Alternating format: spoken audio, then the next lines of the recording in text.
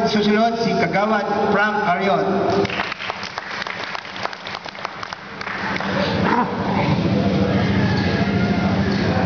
Related. Good morning po sa kanila lahat. Salamat po sa lahat ng mga bumati noong nakaraang birthday ko.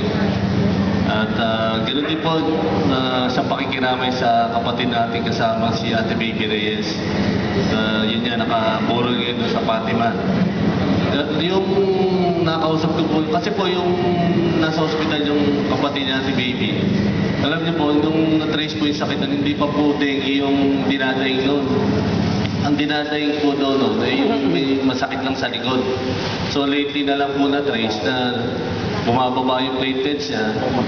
Kaya doon pala po nalaman na dengue pala yung sakit doon. So, yun, doon na lang nalaman sa ospital kasi yun na nga, namatay na lang doon sa ospital.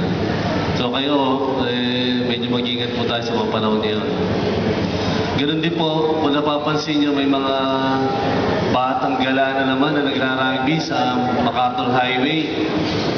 Nung kaya ako nung isang araw, tinawag doon sa mga tanod natin, kasama yung kapatid ko, may nahuli o isa. Kaso problema, ang pagta-turnover sa munisipyo hindi ho ganun kadali. So, dinala muna ho dito sa atin, sa barangay, yung bata.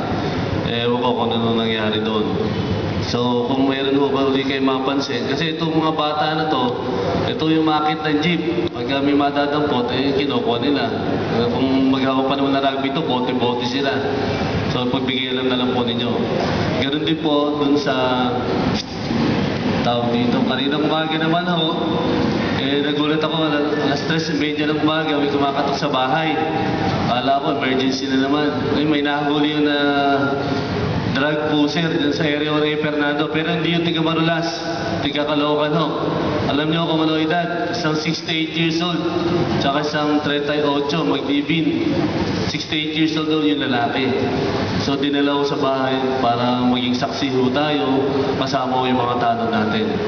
So yun nga ho, sana magpasit po tayo palagi sa ating kapaligiran, magbigay alam na lang po natin sa ating sa tanong o kaya kanino po sa atin sa mga kagawad ng barangay.